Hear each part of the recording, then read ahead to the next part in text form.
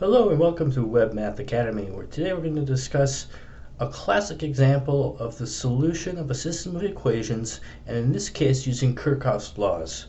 Kirchhoff's laws are used in electronics to calculate the currents and voltages in the circuit. There are two of them, and they are as follows. 1. The sum of the currents into and out of a point, such as point A here in our diagram, equals 0. And number 2, the sum of the voltages around the closed loop, such as B or C, also equals 0. Now, in this case, we would like to compute the three currents in the circuit. That would be I1, I2, and I3. And using Kirchhoff's laws, we can obtain three equations which can be solved for the three unknowns.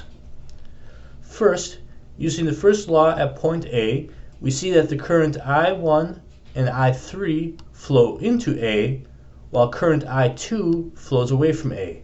Hence, the equation I1 minus I2 plus I3 equals 0. Second, using the second law for loop B, and noting that the equation V equals IR, that is voltage equals current times resistance, shows that the voltage across the resistors 8I1 and 4I2 equals the voltage across the battery 16 volts. This gives the equation of 8I1 plus 4I2 equals 16. Similarly, we can use the same procedure for loop C, and this gives us our third equation of 4I2 plus 2I3 equals 12. So, now we have our three equations to solve for I1, I2, and I3, and they're here as follows. To solve, first we rearrange equation 1 to get I3 equals I2 minus I1.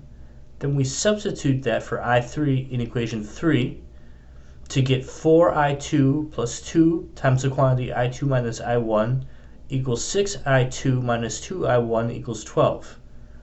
Now we have an equation that we can add to number 2 to get our system of equations that we can make an addition of, first of all by multiplying the second equation by 4, which gives us minus 8I1 plus 24I2 equals 48. And then adding these equations together, the I1s cancel. That leaves us with I2 28 equals 64, or I2 equals 16/7. We can substitute that back into equation 3 and solve for I3 equals 10/7. And finally, we can substitute both of those values into equation 1 to get I1 minus 16/7 plus 10/7 equals 0, meaning that I1 equals 6/7.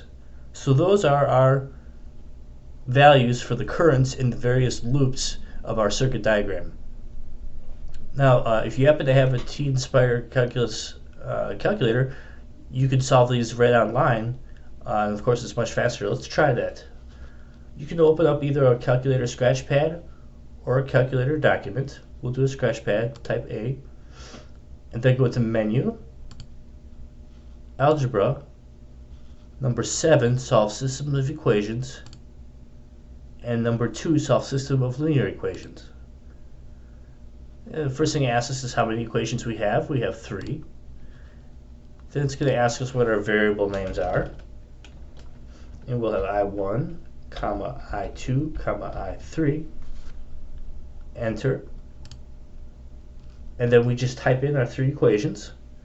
The first equation is I1 minus I2 plus I3 equals 0, tab.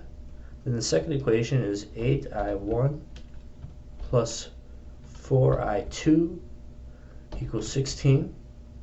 And then the third equation is 4I2